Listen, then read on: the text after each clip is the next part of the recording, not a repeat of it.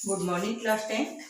आइए आज हम लोग जो है आपके क्षितिज के अंतर्गत पाठ 2 बाल गोविंद भगत के बारे में पढ़ेंगे। ठीक है कि बाल गोविंद भगत कौन थे। ठीक है ना। इनको लिखने वाले जो है लेखक रामवृक्ष बेनीपुरी हैं और इनका जो जन्म हुआ है वो मुजफ्फरपुर बेनीपुर गांव में सन 1899 ईस्वी में हुआ था, जबकि इनकी मृत्यु जो है सन 1968 में हुआ था। ठीक है।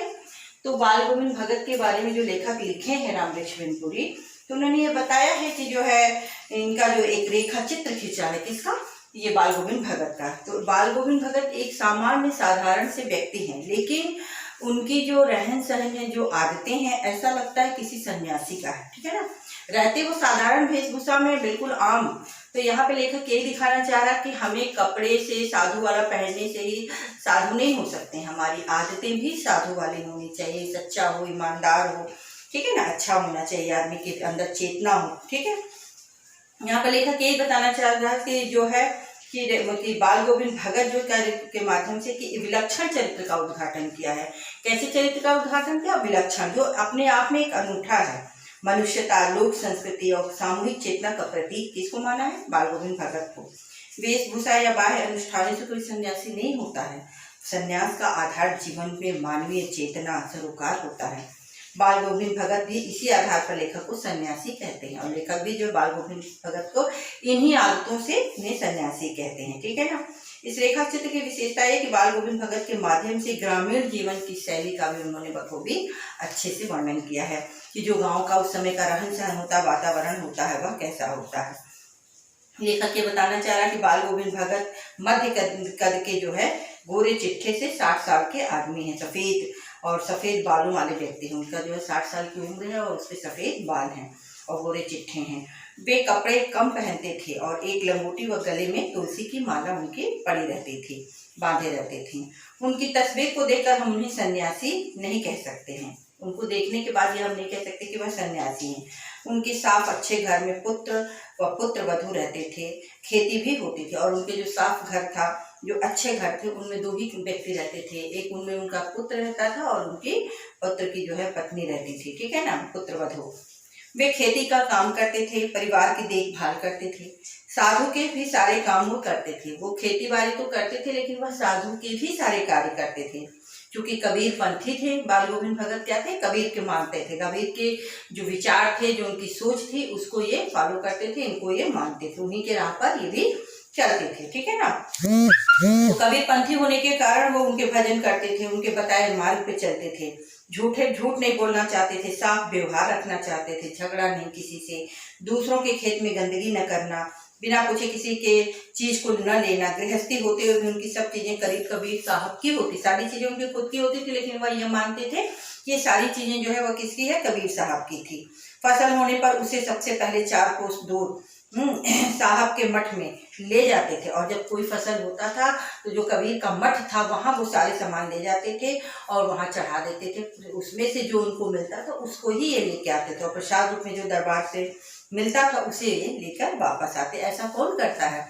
यह कोई साधु सन्यासी की व्यक्ति ही करता है, जिसे कोई अपने चीजों से मोह न हो, किसी चीजों से लगाव न हो। क्योंकि जिसे भी तृष्णा होगा, जिसे भी भूख होगा, जिसे मोह होगा, बेटा वो कभी भी अपनी चीजों को किसी को नहीं देगा। यानी उन्हें किसी चीज, बस उनको अपने 2 वक्त का भोजन चाहिए था, जो उनको अपने उससे मिल जाता था। क्योंकि जिस मठ में वो सामान अपना रखते थे, खेती बाड़ी से जो पैदावार होता था, और वो उनको वापस जो दरबार से मिल जाता था उसे वो लेके आ जाते थे।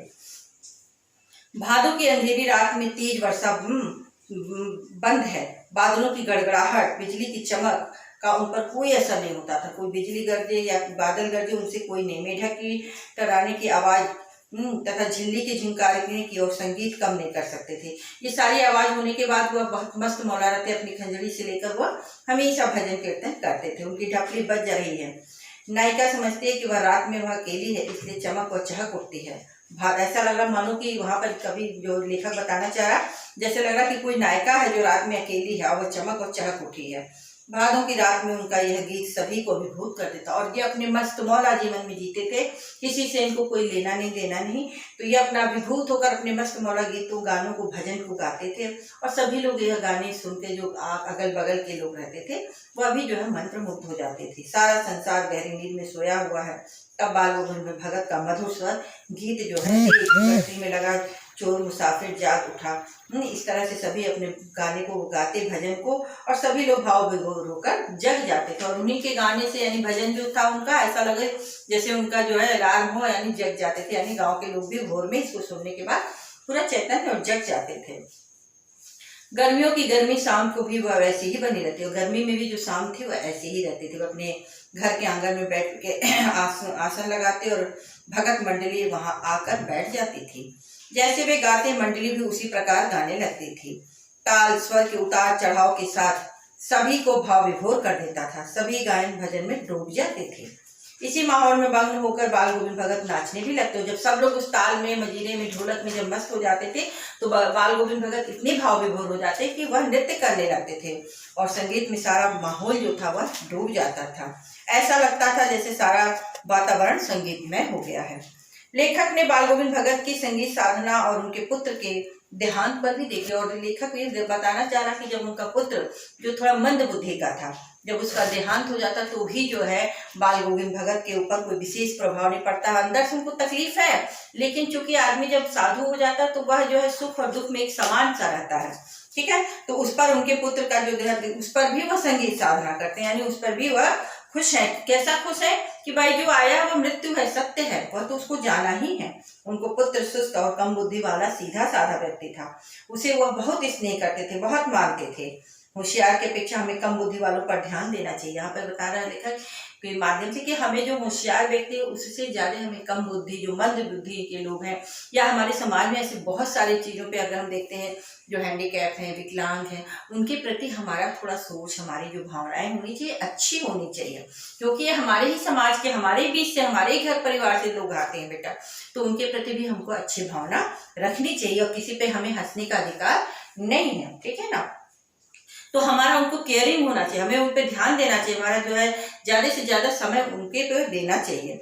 यहाँ यही सोचकर उन्हें बहुत प्यार करते और वो अपने बच्चे रामू से बहुत ज्यादा प्यार करते थे। बड़े चाव से बेटी की शादी भी की थी। पुत्र वधू बहुत ही सुशील और अच्छी गुणवती थी। उसने भगत को सारी जिम्मेदारियों से आजाद कर दिया और वह जो अपने ससुर को यानी भगत को पूरी आजादी दे दी थी, यानी किसी भी जिम्मेदारी को नहीं दिया था। बेटा बीमार है, उन्हें पता नहीं था। उसके मृत्यु का समाचार सुनकर घर गया, देखकर आश्चर्य हो गया। और जब वो घर पहुंचे और देखे तो आश्चर्यचकित में पड़ गया। पुत्र के शव के आंगन में एक चटाई पर लिटाकर सफेद कपड़ा उस पर ढक रखा था। ऊपर फूल बिखेरे हुए थे, चिराग जलाकर सिरहाने रखा हुआ था। वे उसी सुर में गा रहे थे, पुत्र वधू रोज, और वो उसी सुर में रख के फूल और वहां पे एक धूप पत्ती दिखा के वे उसी सुर में गा भी रहे थे। और उनकी जो पुत्र वधू थी वह रो रही थी। गांव की स्त्रियां उसे चुप कराने के लिए प्रयत्न कर रही थी। गाते गाते बहू के पास जाते और उत्सव मनाने के लिए कहते, और जाते अपने बहू के पास और कहते कि तुम भी उत्सव मनाओ, ठीक है। आत्मा परमात्मा के पास चली गई। उनका यह विचार था कि आत्मा कहाँ चली गई, परमात्मा के पास चली गई। वियोगिनी आत्मा अपने प्रिय परमात्मा से जा मिली है। इससे बढ़कर और खुशी क्या हो सकती है। पुत्र की मृत्यु का सदमा लगने से उनकी यह हालत तो नहीं हो गई। फिर मुझे महसूस हुआ कि वे यह कह रहे थे कि उनका यह दृढ़ विश्वास बोल रहा, और उन्हें लेखक बता रहा कि यह कहीं वो अंदर से कमजोर नहीं, यह उनका दृढ़ विश्वास है। वह बच्चे के मोह में नहीं है, वह यह मानते हैं कि जो आया है वह जाएगा। साधुओं की भी यही प्रकृति होती है कि वह यही मानता है कि जो आया है वो जाएगा। जो चीज है वह कल को नश्वर हो जाएगी। आज हमारे समय सामने वो चीजें दिखाई दे रही, कल को वह खत्म हो जाएंगी, नष्ट हो जाएंगी, ठीक है। उनका दृढ़ विश्वास था जिसे हमेशा की मृत्यु पर विजय प्राप्त की है। और हमेशा भाई मृत्यु आदमी को जीवन की सच्चाई है वह होती ही रहती है। बेटी का अंतिम संस्कार उन्होंने कर दिया और चिता में उन्होंने पुत्र वधू से लगवाया। और उन्होंने कितने, मतलब पहले हमारे यहाँ समाज में ऐसा नहीं होता कि स्त्री जाके वो करे, लेकिन कितनी उनकी सोच आधुनिक थी कि उन्होंने अंतिम संस्कार में चिता में जो आग उन्होंने अपनी पुत्र वधू से लगवाई। श्राद्ध होते ही उसके भाई को बुलाकर यह आदेश दिया कि अब तुम इसे ले जाओ और इसकी दूसरी शादी कर देना। तेली जाति में दूसरा विवाह करना कुछ नया नहीं था। तेली जाति में यानी छोटी जाति में विवाह करना, कोई दूसरा विवाह करना कोई गलत नहीं होता। लेकिन वह चाहती थी कि भगत जी की सेवा करके वह विधवा के रूप में ही जीवन गुजार दे। लेकिन बहू नहीं चाहती थी कि वह वापस अपने मायके जाए, ठीक है। मेरे जाने के बाद बुढ़ापे में आपको कौन खाना बना के खिलाएगा, बीमार हो जाने पे आपकी कौन सेवा कर रहा है। ये बार बार बहू अपने ससुर यानी भगत जी से बार बार यह बात कह रही थी कि हमारे जाने के बाद आप अकेले हो जाएंगे, कौन आपको देखेगा, ठीक है। भगत जी का भी दृढ़ निश्चय था कि अभी इसकी उम्र कम है, मन बादल की तरह आजाद है, इसकी अच्छाइयों के इच्छाओं के वशीभूत होकर गलत कदम न उठा लिया है तो कहीं के नहीं रहेंगी। यह सोचकर उन्होंने फैसला सुनाया, तू नहीं जाएगी तो इस घर को छोड़कर मैं चला जाऊँ। और यह इतनी सारी बातें दूर तक सोचते हुए कि अभी कम उम्र की है और इस उम्र में आदमी का मन भटकता है, चंचल होता है, तो वह कहीं ऐसा ना कुछ ऊंच नीच हो जाए, इसलिए उन्होंने फिर ये सोचा कि इसको अब हमको ऐसे बोलना पड़ेगा। तो उन्होंने यही बोला कि अब तू नहीं जाएगी तो मैं घर छोड़ के चला जाऊंगी। यह आदेश सुनते ही वह घर से, और इतना सुनने के बाद जो है बाल गोविंद भगत की बहू अपने मायके चली जाती है। साधु के सहारे की जरूरत नहीं पड़ती। उन्होंने ये बताया कि साधु को सहारे की जरूरत नहीं पड़ती। वे हर साल गंगा स्नान करने जाते। नहाने में इतना विश्वास नहीं था जितना संतों के समागम में था। 30 कोस पर गंगा थी। वे घर से खाना खाकर जाते और घर आकर भोजन करते। रास्ते में भजन गाते, जहाँ प्यास लगती पानी पी लेते। 4-5 दिन के सफर में उनकी मस्ती से रहते। भगत जी की इस बार जब गंगा स्नान करके लौटे तो कुछ तबीयत उनकी इस बार खराब थी। ठीक है, बुखार आने लगा, लेकिन नियम व्रत उसी प्रकार वह करते रहे और दोनों समय भजन, ध्यान, खेती बाड़ी करना। लोगों ने इन्हें नहाने धोने के लिए मना किया था, अगल बगल के जो थे आराम करने को कहा था, लेकिन वे अपने कार्यों में लगे रहे। और सुबह के समय जब लोगों ने इनके गाने की आवाज नहीं सुनी तो देखा वे नहीं रहे और उनका निर्जीव शरीर पड़ा हुआ था। और लोगों ने देखा कि उनका शरीर जो है अस्थिपंजर पूरा तरह से वो पड़ा हुआ है और लोगों का मन जो है भाव विभल हो गया। बाकी गांव वालों ने उनका फिर जो है दाह संस्कार और अंतिम क्रिया की। ठीक है, अच्छी लगी होगी कहानी। Thank you.